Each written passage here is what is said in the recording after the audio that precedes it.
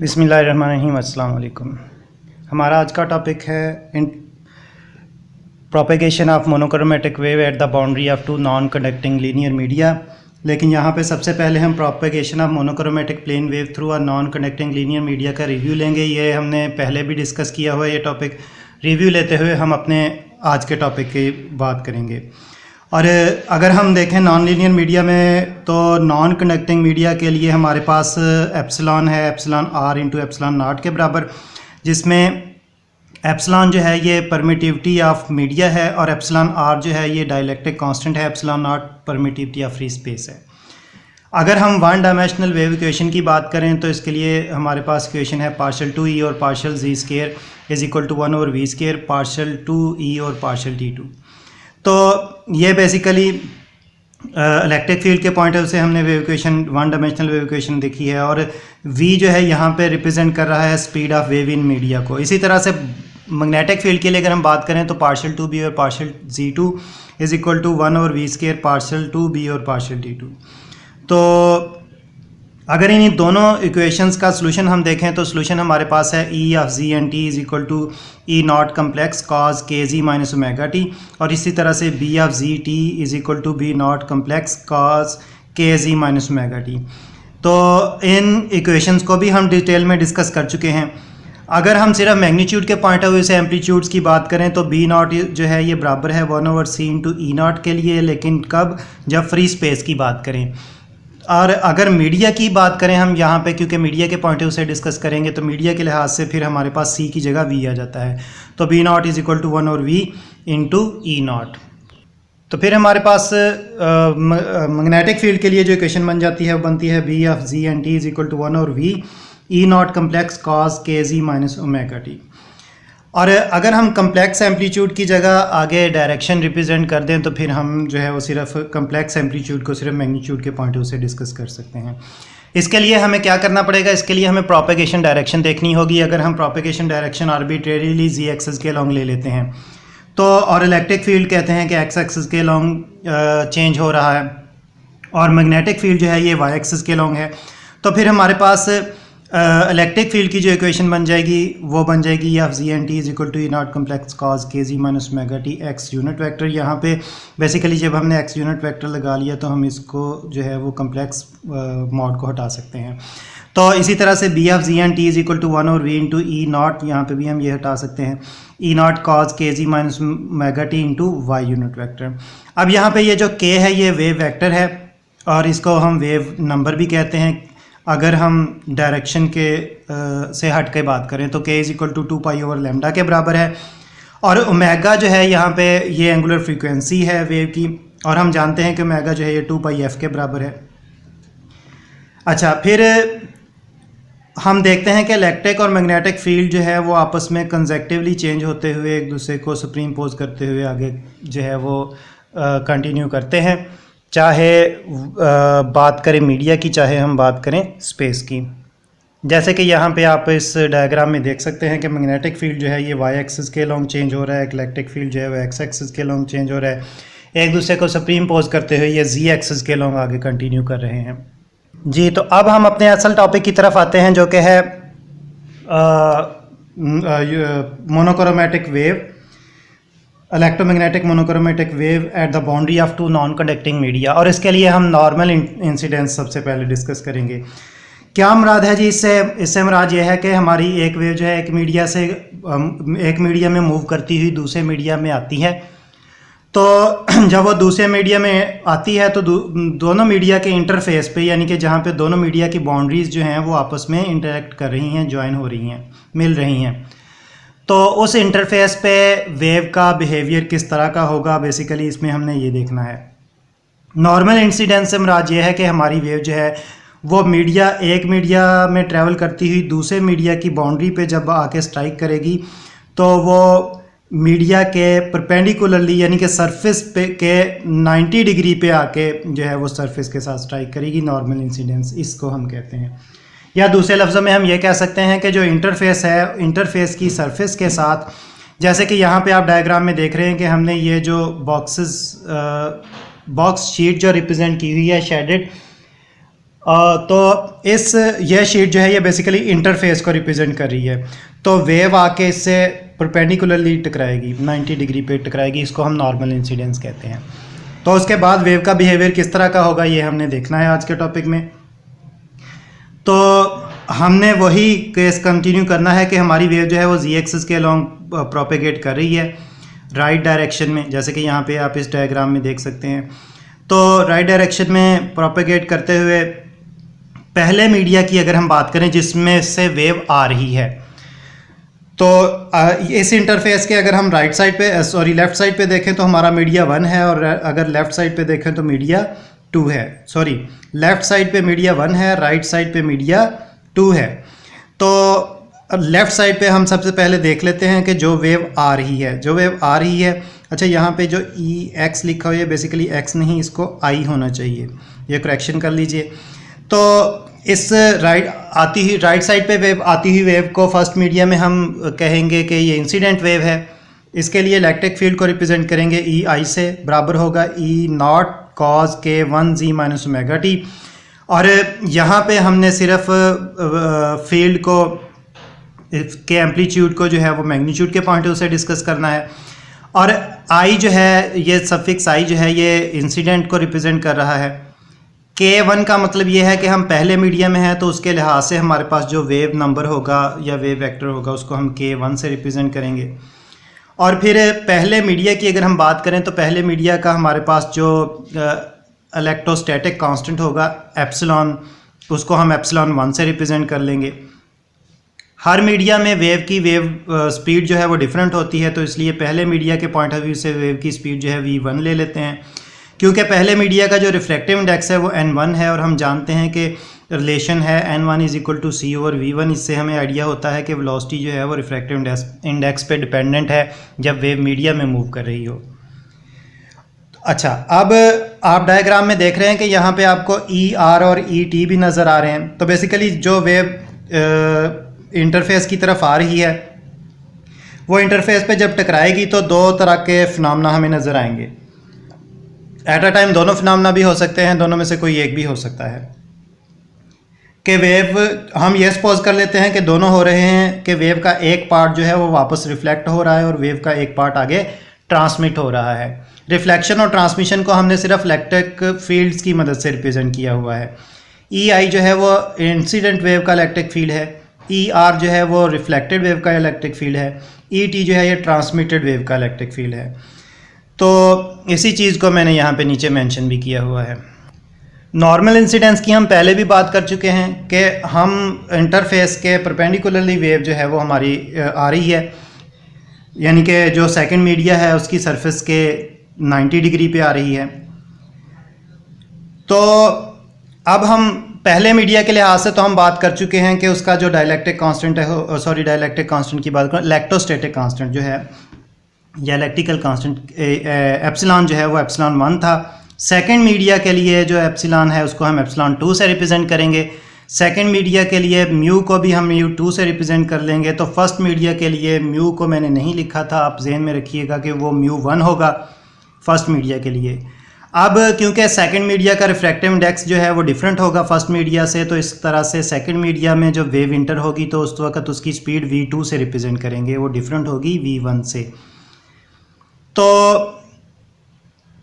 फिर हम अगर इंसिडेंट वेव के मैग्नेटिक फील्ड को रिप्रेजेंट करना चाहें तो BI जो है that is equal to 1/v1 E0 cos k1z minus omega T. हमने इंसिडेंट वेव के इलेक्ट्रिक फील्ड को भी रिप्रेजेंट कर लिया और मैग्नेटिक फील्ड को भी रिप्रेजेंट कर लिया। अब हम बात करते हैं रिफ्लेक्टेड पार्ट की। तो वेव का पार्ट जो रिफ्लेक्ट हुआ है उसके इलेक्ट्रिक फील्ड को अगर हम रिप्रेजेंट करें तो ER से रिप्रेजेंट करेंगे। एम्पलीट्यूड हमारे पास आएगा ER0 cos minus k1z minus omega T. अब यहाँ पे माइनस k1 का क्या मतलब है? तो बेसिकली रिफ्लेक्टेड वेव जो है वो पहले मीडिया में ही वापस मूव हुई है, यानी कि अगर वो z एक्सिस के लॉन्ग मूव कर रही थी तो अब वो रिफ्लेक्ट होके नेगेटिव z एक्सिस के लॉन्ग मूव कर रही है, तो इसलिए नेगेटिव साइन आया। k1 जो है वो हमें ये बताता है कि पहले मीडिया में ही वेव जो है वो वापस हुई है, तो इसलिए k1 ही रहेगा, k2 की तरफ हम नहीं गए। K2 की हम बात तब करेंगे जब हम सेकंड मीडिया में हमारी वेव इंटर होगी। अच्छा, फिर क्योंकि कॉज के लिए अगर हम बात करें तो कॉज के लिए नेगेटिव जो है, यानी कि cause negative theta cause positive theta के बराबर ही होता है, इसलिए यहाँ पे जो नेगेटिव साइन था वो डिस्पीयर हो गया नीचे वाली इक्वेशन में। तो नीचे वाली इक्वेशन बेसिकली ऊपर वाली इक्वेशन का ही जो है वो तसलसल है कि कॉज नेगेटिव थीटा को हमने कॉज थीटा में लिख लिया। फिर अगर हम वेव के मैग्नेटिक फील्ड की, रिफ्लेक्टेड वेव के मैग्नेटिक फील्ड की बात करें तो that is equal to B R is equal to -1 और V1 E R naught cos K1Z minus omega T. अच्छा, यहाँ पे जो है वो वही चीज़ है K1Z माइनस ओमेगा टी। यहाँ पे नेगेटिव साइन मैंने नहीं लगाया क्योंकि उसी चीज़ को हम ऊपर डिस्कस कर चुके हैं। तो नीचे भी सेम केस आएगा कि अगर नेगेटिव साइन लगाएं भी तो cos minus theta is equal to cos plus theta हो जाएगा। तो फिर ये वाला नेगेटिव साइन कहाँ से आ गया? ये वाला नेगेटिव साइन बेसिकली इस तरह से है कि जब हम वेलोसिटी की बात करते हैं तो वेलोसिटी जो है ये एक वेक्टर क्वांटिटी है। तो अगर हम राइट साइड की तरफ जा रहे थे उस वक्त V1 जो थी, जैसे कि आप इस इक्वेशन में देख रहे हैं, V1 जो थी वो पॉजिटिव होगी, लेकिन जब रिफ्लेक्ट होगी वेव तो V1 जो है वो, क्योंकि डायरेक्शन चेंज हो गई है तो V1 के साथ नेगेटिव साइन आ गया। तो वो नेगेटिव साइन यहाँ पे अपीयर हो रहा है। अच्छा, इंसिडेंस की बात भी हमने कर ली, रिफ्लेक्शन की बात भी हमने कर ली। अब हम ट्रांसमिशन की बात करते हैं। तो वेव, हमने कहा कि वेव का कुछ पार्ट जो था वो सेकंड मीडिया में ट्रांसफ़र भी हुआ। तो ट्रांसमिटेड वेव के हम इलेक्ट्रिक और मैग्नेटिक फील्ड को रिप्रेजेंट करें तो सेम तरीकाकार है, E.T से हम रिप्रेजेंट करेंगे ट्रांसमिटेड फील्ड को। तो is equal to E.T naught cos K2Z minus omega T. अब देखें कि यहाँ पे K2 आ गया है। K2 रिप्रेजेंट कर रहा है कि हम सेकंड मीडिया में वेव जो है हमारी प्रोपेगेट कर रही है। इसी तरह से BT आ जाएगा हमारे पास 1 ओवर V2। तो क्योंकि सेकंड मीडिया है तो इसलिए वेलोसिटी जो है वो V2 आ जाएगी। E.T naught cos K2Z minus omega T. अच्छा, अब जो मोस्ट इम्पॉर्टेंट चीज़ है उसको हमने डिस्कस करना है, जो कि बेसिकली इस टॉपिक का जो है वो मेन डिस्कशन है। वो क्या है? वो है reflection coefficient and transmission coefficient. Basically reflection coefficient and transmission coefficient जो है ये हमें बताते हैं कि वेव जो है वो कितनी आगे फॉरवर्ड हुई है और कितनी रिफ्लेक्ट हुई है, कितनी बैकवर्ड हुई है। तो इनके लिए हमें बाउंड्री के कंडीशंस को डिस्कस करना पड़ेगा कि बाउंड्री पे कंडीशंस क्या हैं फील्ड्स के लिए। तो बाउंड्री के लिए ये कंडीशंस जो हैं, जब हम मैक्सवेल इक्वेशंस डिस्कस करते हैं तो उस वक्त हम ये कंडीशंस भी डिस्कस करते हैं। आई होप कि आपने प्रीवियस सेमेस्टर में ये कंडीशंस डिस्कस की होंगी, आपको याद होंगी। मैं यहाँ पे इनको जो है वो दोबारा से शॉर्टली जो है वो रिपीट कर रहा हूँ कि अगर हम बाउंड्री पे बात करें इलेक्ट्रिक फील्ड के ऐसे कंपोनेंट की जो कि परपेंडिकुलर है, तो उसमें दो मीडिया के लिहाज से अगर हम बात करें, यानी कि मीडिया 1 और मीडिया 2, तो दोनों मीडिया में इलेक्ट्रिक फील्ड के परपेंडिकुलर कंपोनेंट्स जो हैं वो आपस में बराबर होने की कंडीशन ये है जो आपको यहाँ पे नज़र आ रही है। ये कंडीशन क्या हमें कहती है? ये कंडीशन हमें कहती है कि इलेक्ट्रिक फील्ड के परपेंडिकुलर कंपोनेंट्स अगर दो मीडिया में अगर इलेक्ट्रिक फील्ड के परपेंडिकुलर कंपोनेंट्स जा रहे हैं तो पहले मीडिया का जो इलेक्ट्रिक फील्ड का परपेंडिकुलर कंपोनेंट है उसको मल्टीप्लाई करना होगा हमें पहले फील्ड के एप्सिलॉन से, पहले मीडिया के एप्सिलॉन यानी कि एप्सिलॉन 1 से। तो ये प्रोडक्ट बराबर होगा सेकंड मीडिया के परपेंडिकुलर इलेक्ट्रिक फील्ड कंपोनेंट और एप्सिलॉन 2 के प्रोडक्ट के, ठीक है। लेकिन अगर हम मैग्नेटिक फील्ड के परपेंडिकुलर कंपोनेंट्स की बात करें तो वो सिंपली आपस में बराबर होंगे, यानी कि मैग्नेटिक फील्ड का परपेंडिकुलर कंपोनेंट जो फर्स्ट मीडिया में होगा सेकंड मीडिया में भी वो वही होगा। और फिर अगर हम पैरेलल कंपोनेंट्स की बात करें कि हमारे जो इलेक्ट्रिक फील्ड के पैरेलल कंपोनेंट्स हैं, तो फर्स्ट मीडिया में इलेक्ट्रिक फील्ड का पैरेलल कंपोनेंट जो है वो सिंपली बराबर होगा सेकंड फील्ड में, सेकंड मीडिया में इलेक्ट्रिक फील्ड के पैरेलल कंपोनेंट के। इसी तरह से अगर हम बात करें मैग्नेटिक फील्ड के पैरेलल कंपोनेंट्स की, तो फर्स्ट मीडिया में मैग्नेटिक फील्ड का पैरेलल कंपोनेंट जो है इसकी रेशो होगी μ1 के साथ। μ1 फर्स्ट मीडिया का परमिबिलिटी का कांस्टेंट होगा और फिर इसी तरह से ये रेशो जो है बराबर होगी सेकंड मीडिया के parallel magnetic field divided by μ2 के। ठीक है, तो आई होप कि आपको ये कंडीशंस जो हैं वो क्लियर हो गई होंगी। अब यहाँ पे जो हम बात कर रहे हैं, हम नॉर्मल इंसिडेंस की बात कर रहे हैं। जब हम नॉर्मल इंसिडेंस की बात कर रहे हैं तो हमारे जो फील्ड्स हैं ये आपस में पैरेलल ही रहेंगे। या क्योंकि जब हम बात करते हैं दो नॉर्मल इंसिडेंस की, यानी कि हम कहते हैं कि जब वेव जो है वो इंटर होती है एक मीडिया से दूसरे मीडिया में 90 डिग्री पे, तो 90 डिग्री पे इंटर होते हुए वेव जो है उसमें रिफ्रैक्शन का फिनोमेना नहीं होता। क्या मतलब, इंसिडेंट वेव का जो एंगल होता है वही ट्रांसमिटेड वेव का एंगल होता है। तो एंगल ऑफ इंसिडेंस और एंगल ऑफ ट्रांसमिशन आपस में बराबर होते हैं जब वेव इंटर होती है 90 डिग्री पे। तो इसका मतलब ये है कि जो कंपोनेंट जो है वो इलेक्ट्रिक फील्ड का मीडिया 1 में था वही मीडिया 2 में रहेगा। तो इससे हम कह सकते हैं कि पैरेलल कंपोनेंट्स जो हैं वो बेसिकली यहाँ पे अपीयर होंगे। अब इसमें दो तरह की कंडीशंस जो है हमें देखने में मिलेंगी पैरेलल कंपोनेंट्स में। या तो पैरेलल कंपोनेंट्स के लिए एंगल जो है वो 0 होगा या एंगल 90 डिग्री का होगा। कब एंगल 0 होगा और कब एंगल 90 डिग्री का होगा ये हम अब डिस्कस करेंगे। पैरेलल कंपोनेंट्स के पॉइंट ऑफ व्यू से अगर हम बात करें तो फिर हमारे पास जो कंडीशन है वो सिर्फ कंडीशन 3 और 4 ही जो है वो यहाँ पे इस केस के लिए वैलिड हैं। उन्हीं के पॉइंट ऑफ व्यू से हम डिस्कस करेंगे। इलेक्ट्रिक फील्ड की अगर हम बात करें तो मीडिया 1 में हमारे पास इलेक्ट्रिक फील्ड के दो कंपोनेंट हैं, एक इंसिडेंट कंपोनेंट है और एक रिफ्लेक्टेड कंपोनेंट है। या कंपोनेंट की बजाय हम पार्ट्स कह सकते हैं कि एक इंसिडेंट वेव है और दूसरी रिफ्लेक्टेड वेव है मीडिया 1 में। दोनों आपस में पैरेलल हैं। अब यहाँ पे एंगल की बात आ जाती है, दोनों के दरमियान एंगल क्या होगा 180 का। लेकिन यहाँ पे हमने वेक्टर एडिशन रिप्रेजेंट की हुई है, हमने अलजेब्रिक एडिशन रिप्रेजेंट नहीं की हुई, इसलिए हमने प्लस साइन लगाया है। जब हम प्रॉपरली सॉल्व करें तो उस वक़्त फिर हम एंगल की बात कर सकते हैं। एनीहो, सेकंड मीडिया में हमारा जो इलेक्ट्रिक फील्ड है वो ट्रांसमिटेड फील्ड है। पैरेलल कंडीशंस के मुताबिक फर्स्ट मीडिया में जो इलेक्ट्रिक फील्ड होंगे सेकंड मीडिया में भी वही इलेक्ट्रिक फील्ड होंगे, बराबर होंगे, यानी कि दोनों मीडिया के इलेक्ट्रिक फील्ड्स। तो उसी कंडीशंस को लेकर हमने ये इक्वेशन बना ली है। अगर हम बात करें फील्ड्स की मैग्नीट्यूड के पॉइंट ऑफ व्यू से एक्सप्रेशंस पे, तो उसको पुट करने के लिए फिर हम देखते हैं कि हमारे पास EI0 cos K1Z minus omega t आ जाएगा। रिफ्लेक्टेड के लिए ER0 cos K1Z minus omega t आ जाएगा। ट्रांसमिटेड के लिए ET0 cos K2Z minus omega t आ जाएगा। क्या मतलब है? मतलब ये है कि हमने जो पीछे इक्वेशन बनाई है EI plus ER is equal to ET, तो उसमें हमने इलेक्ट्रिक फील्ड्स की जगह पे उनके जो एक्सप्रेशंस हैं वो पुट कर दी हैं।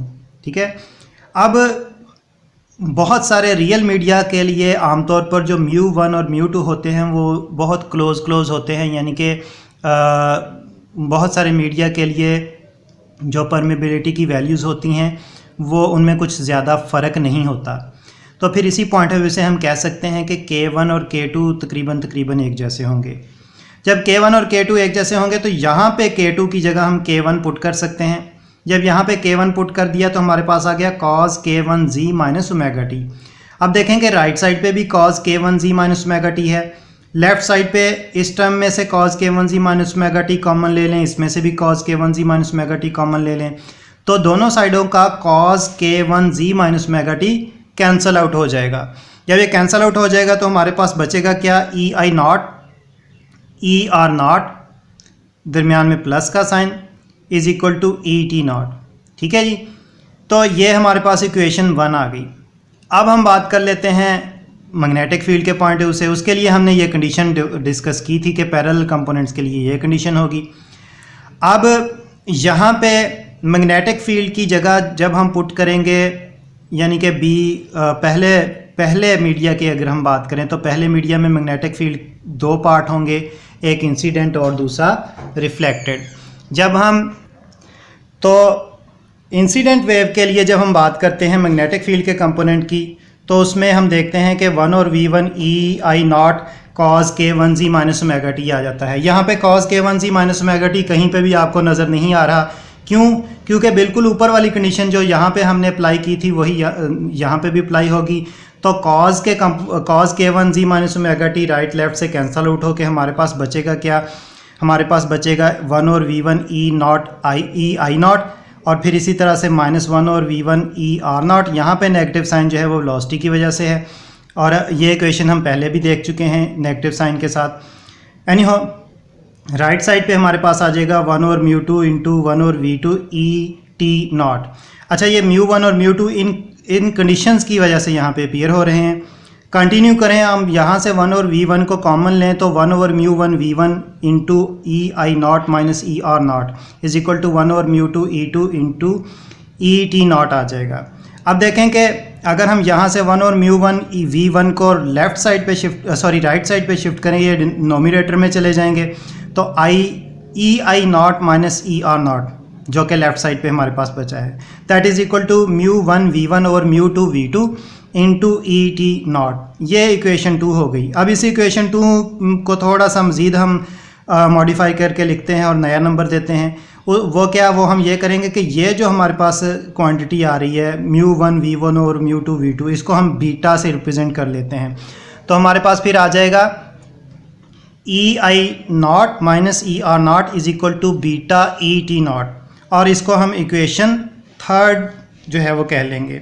अच्छा, फिर एक चीज़ और भी हम देखते हैं, वो क्या है, वो ये है कि जो हमारे पास μ1 है, इसको हमने कहा था कि ये तकरीबन μ2 के बराबर होगी रियल मीडिया की जब हम बात करते हैं।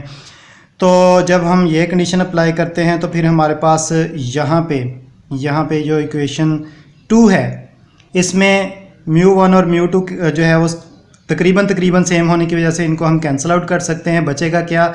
v1 over v2।